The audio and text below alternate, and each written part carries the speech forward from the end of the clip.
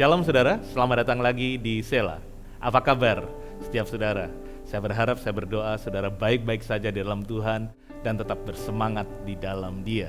Mari kita mulai di dalam doa. Bapa dalam surga, kami mau menyerahkan Sela kami pada hari ini untuk Roh Kudus bekerja, menjamah, melawat setiap kami dimanapun kami berada, apapun situasi yang kami sedang hadapi. Biar kebenaran-Mu boleh membebaskan kami, hadirat-Mu boleh menyegarkan, menguatkan setiap kami. Segala kemuliaan bagi Engkau, di dalam nama Tuhan Yesus kami berdoa. Amin.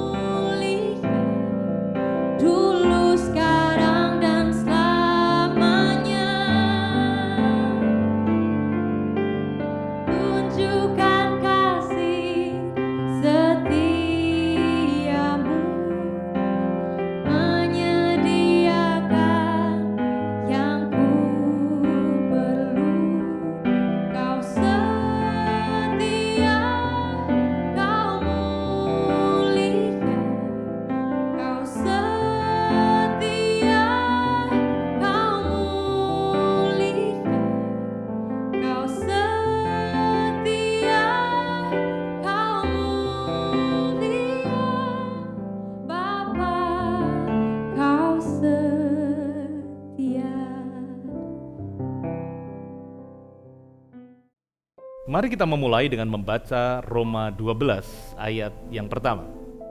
Karena itu saudara-saudara, demi kemurahan Allah, aku menasihatkan kamu supaya kamu mempersembahkan tubuhmu sebagai persembahan yang hidup, yang kudus, dan yang berkenan kepada Allah. Itu adalah ibadahmu yang sejati. Saudaraku yang dikasihi Tuhan, ini adalah ayat yang sering kita dengar atau bahkan sering dikhotbahkan. Namun ada satu hal yang barangkali jarang diketahui orang, yaitu bahwa ada ayat sebelumnya yang bisa menolong kita untuk memahami konteks dan maksud yang sesungguhnya dari Roma 12 ayat 1 ini. Ayat itu adalah Roma 11 ayat 36 yang berkata demikian. Sebab segala sesuatu adalah dari Dia dan oleh Dia dan kepada Dia. Bagi Dialah kemuliaan sampai selama-lamanya. Jadi alasan utama mengapa kita dinasihatkan untuk mempersembahkan tubuh kita sebagai persembahan yang hidup adalah karena segala sesuatu adalah dari Dia, oleh Dia, dan kepada Dia. Keberadaan kita, hidup kita, dan segala sesuatu yang kita miliki adalah dari Tuhan yang dipercayakan kepada kita. Dari pemahaman inilah Paulus kemudian menasehatkan jemaat Roma pada waktu itu untuk mempersembahkan tubuh mereka sebagai persembahan yang hidup, yang kudus, dan yang berkenan kepada Allah. Dan persembahan yang demikian adalah sebuah ibadah yang sejati. Dari ayat ini kita bisa belajar beberapa kebenaran untuk kita renungkan bersama. Yang pertama, saudara, ibadah yang sejati adalah tanggapan dari kasih dan kemurahan Tuhan kepada kita. Mempersembahkan hidup kita kepada Tuhan bukanlah suatu hukum atau peraturan, melainkan hasil dari penerimaan kasih dan pengampunan Allah. Jadi kita bukan mempersembahkan tubuh atau hidup kita supaya kita beroleh kasih atau kemurahan Allah, namun sebaliknya, saudara. Karena kita telah mengalami kemurahan Allah dan karena segala sesuatu adalah dari Dia, maka kita mempersembahkan diri kita kepadanya. Saudaraku, di dalam kitab Taurat ada peraturan yang mengatakan bahwa budak-budak Ibrani harus dilepaskan sebagai orang merdeka pada tahun yang ke-7. Dan ada hal yang menarik di sana di mana saya mengajak kita untuk bersama-sama mempelajari dan menyimaknya. Mari kita baca Ulangan pasal yang ke-15 ayat 12 sampai 17. Apabila seorang saudaramu menjual dirinya kepadamu, baik seorang laki-laki Ibrani ataupun seorang perempuan Ibrani, maka ia akan bekerja padamu 6 tahun lamanya, tapi pada tahun yang ke-7 engkau harus melepaskan dia sebagai orang merdeka. Dan apabila engkau melepaskan dia sebagai orang merdeka, maka janganlah engkau melepaskan dia dengan tangan hampa. Ayat yang ke-14, engkau harus dengan limpahnya memberi bekal kepadanya dari kambing dombamu, dari tempat pengirikanmu, dan dari tempat pemerasanmu, sesuai dengan berkat yang diberikan kepadamu oleh Tuhan Allahmu, haruslah kau berikan kepadanya. Haruslah kau ingat bahwa engkau pun dahulu budak di tanah Mesir dan engkau ditebus Tuhan Allahmu. Itulah sebabnya aku memberi perintah itu kepadamu pada hari ini. Mari kita perhatikan ayat yang ke-16 dan 17, saudara. Ayat 16. Tetapi apabila dia berkata kepadamu, aku tidak mau keluar meninggalkan engkau, karena ia mengasihi engkau dan keluargamu, sebab baik keadaannya padamu. Ayat 17. Maka engkau harus mengambil sebuah penusuk dan menindik telinganya pada pintu, sehingga ia menjadi budakmu untuk selama-lamanya. Demikian juga kau perbuat kepada budakmu perempuan. Dikatakan di sana tadi bahwa jika pada tahun yang ke-7, tahun di mana budak-budak Ibrani itu harusnya berhak menghirup udara bebas sebagai orang merdeka, dan mereka menolak, mereka nggak mau pergi dari rumah majikannya dan memilih untuk tetap menjadi budak, maka ia harus ditindik telinganya sebagai tanda bahwa dia menjadi budak dari sang majikan seumur hidupnya, selama-lamanya. Budak yang memilih untuk demikian pada umumnya mengerti bahwa tuannya adalah seorang yang sangat baik, dan karenanya dia memutuskan untuk tetap melayani sebagai budak seumur hidupnya di sana. Dia memilih untuk tetap menjadi budak dari tuan yang baik ketimbang hidup sebagai orang merdeka. Saudara yang dikasihi Tuhan, di dalam Tuhan kita memiliki segala kebebasan, namun baiklah kita memiliki sikap seperti budak Ibrani yang ditindik telinganya tersebut. Dan satu-satunya alasan mengapa kita melakukannya adalah karena kita mengasihi Tuhan yang telah terlebih dahulu mengasihi kita. Dia adalah Tuhan yang sangat mengasihi kita dan bahkan telah memberikan segalanya kepada kita. Karenanya kita pun selayaknya mempersembahkan seluruh hidup kita kepadanya. Hal selanjutnya di mana kita bisa belajar dari Roma 12 ayat 1 ini adalah bahwa ibadah yang sejati berarti hati yang bersedia memberikan seluruh kehidupan kita kepada Tuhan. Kata ibadah yang dipakai di Roma 12 ini mengacu pada ritual ibadah orang Israel. Bahkan kata mengorbankan atau sacrifice dalam bahasa Ibrani-nya adalah sabah, yang artinya membantai, menyembelih, mengorbankan. Itulah mengapa di Alkitab kita di Ulangan 16 ayat 2 kata sabah ini diterjemahkan dengan kata menyembelih. Kata sabah atau mengorbankan ini dalam budaya Yahudi mengandung arti menyerahkan hidup atau menyerahkan nyawa. Kata sabah ini juga berkembang menjadi misbeah, yaitu mesbah atau altar yang berarti tempat untuk pengorbanan. Jadi mempersembahkan hidup mengandung makna kematian, saudara. Itulah sebabnya syarat menjadi pengikut Yesus adalah menyangkal diri dan memikul salib setiap hari. Salib sejak mulanya bukanlah sebuah hiasan atau ornamen yang melambangkan kekristenan. Salib sejak mulanya adalah lambang kematian. Altar atau mesbah adalah tempat kematian, bukan hanya tempat penyesalan atau tempat penyerahan. Kematian di sini tentulah bukanlah kematian secara jasmani, tapi hidup atau nyawa yang bersedia untuk dipakai oleh Tuhan. Kehidupan yang kita serahkan kepada Tuhan ini mencakup seluruh keberadaan kita, segala yang kita miliki, pekerjaan, pelayanan, keluarga, keinginan, masa depan, dan lain sebagainya. Mempersembahkan hidup bagi Tuhan bukanlah hanya datang di hari Minggu beribadah, menyanyikan lagu penyembahan, atau membawa persembahan finansial kita di rumah Tuhan. Ibadah yang sejati adalah kehidupan yang dipersembahkan di altar untuk dipakai bagi maksud dan kemuliaan Tuhan. Jika kita tidak mau mati terhadap diri, keinginan, cita-cita, dan yang lain sebagainya, sebaiknya kita menjauhi mesbah, karena itu adalah tempat di mana korban dimatikan. Percakapan Tuhan Yesus dengan orang muda yang kaya di Matius 19 adalah contoh seseorang yang tidak mau menyerahkan seluruh hidup dan miliknya kepada Tuhan. Dia tidak mau untuk mengikuti Yesus karena ada bagian dalam hidupnya yang dia tidak mau lepaskan, yaitu hartanya. Saudaraku, setiap kita memiliki hal-hal yang kita ingin pegang dan kita tidak mau serahkan kepada Tuhan. Jika kita ingin memiliki ibadah yang sejati, kita harus mempersembahkan seluruh keberadaan kita, segala yang kita miliki kepada Tuhan.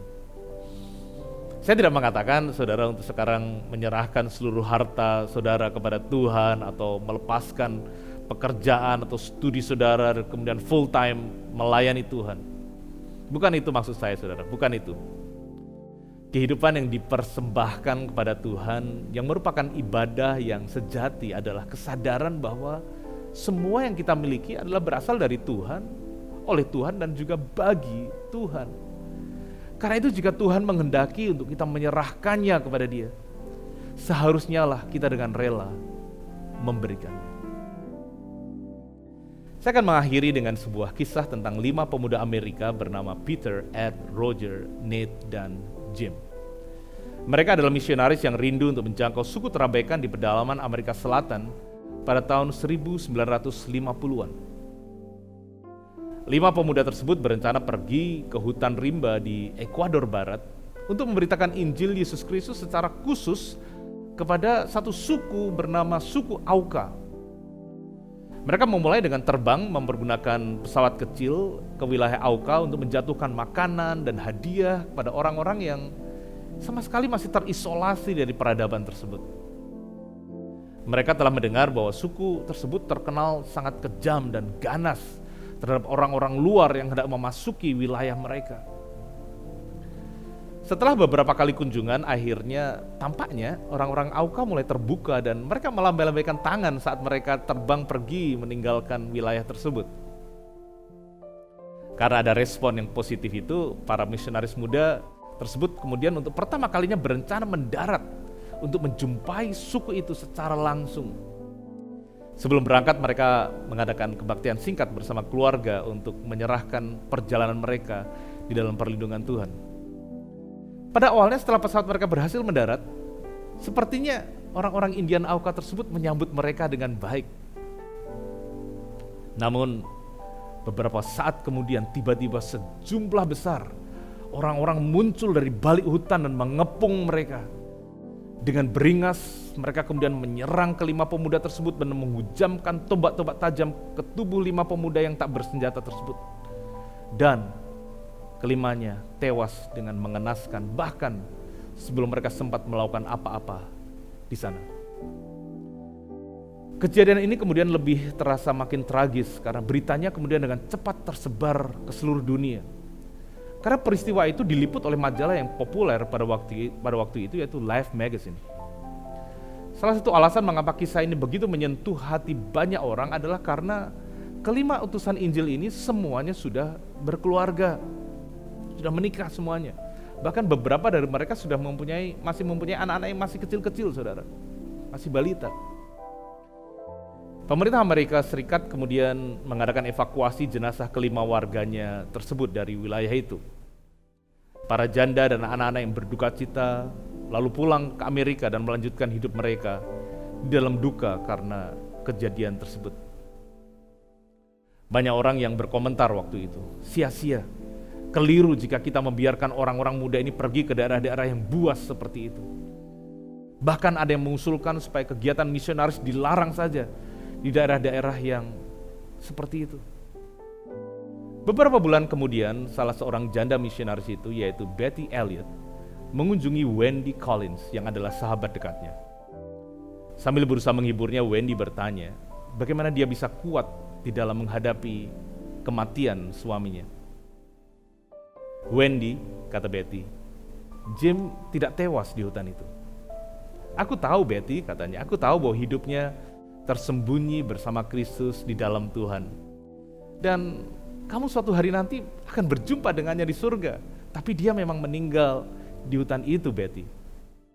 Tidak, saut Betty sambil tercenung. Wendy berpikir, waduh, si Betty ini pasti benar-benar diliputi kepedihan, kesedihan yang dalam, sehingga dia tidak bisa menerima kenyataan. Betty, kau harus menerimanya. Jim benar-benar telah meninggal di hutan itu. Tidak, katanya, Jim Elliott tidak mati di hutan itu. Jim mati ketika pada waktu itu dia bersimpuh di tepi ranjang dan berdoa. Dia mati ketika menulis dalam buku hariannya, emas harus digunakan. Darah tidak ada artinya kecuali jika mengaliri mezbah. Apakah aku dapat dihabiskan? Tuhan, ambillah aku, habiskan aku dimanapun kau perlukan. Wendy, saat itulah suamiku mati. 2 tahun kemudian Betty atau Elizabeth Elliott dalam tanda kutip juga mati seperti suaminya. Bersama dengan Valerie, anak perempuannya yang masih berusia 3 tahun, serta salah satu temannya yang adalah saudari dari salah satu 5 pemuda yang tewas itu. Mereka bertiga pergi ke suku Indian Auka, suku yang membunuh suaminya, dan menetap di sana. Di sana Betty mulai mengajar tentang firman Tuhan. Pengampunan dan penerimaannya terhadap suku itulah yang membuat mereka akhirnya menerima Yesus Kristus. Melalui pelayanannya, satu persatu orang Indian Auka percaya kepada Tuhan Yesus, termasuk mereka yang dulunya membunuh Jim Elliott dan teman-temannya. Elizabeth Elliott meninggal dengan damai di tahun 2015 di usia 88 tahun, saudara. Dan sampai saat ini legacy atau warisan dari kehidupan Jim dan Elizabeth Elliott masih hidup di hati banyak orang percaya. Selama dia masih hidup, Jim Elliott merindukan banyak orang untuk menjadi utusan misi. Namun justru melalui kematiannya, dia menginspirasi banyak orang untuk pergi memberitakan Injil ke bangsa-bangsa. Kematiannya tidak sia-sia. Yesus berkata di Yohanes 12 ayat 24, Aku berkata kepadamu, sesungguhnya jikalau biji gandum tidak jatuh ke dalam tanah dan mati, ia tetap satu biji saja. Tapi jika ia mati, ia akan menghasilkan banyak buah.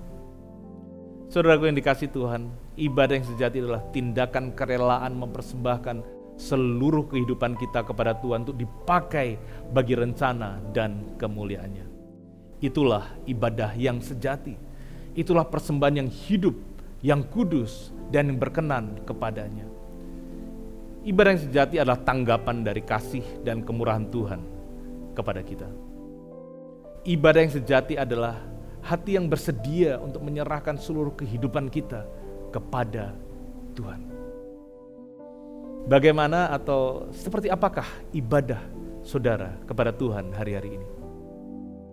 Jika ada di antara saudara yang merasa ibadah saudara sudah menjadi sebuah formalitas semata atau rutinitas yang membosankan, izinkan saya berdoa bagi saudara supaya anugerahnya memampukan saudara dan juga saya untuk menghidupi kehidupan ibadah yang sejati.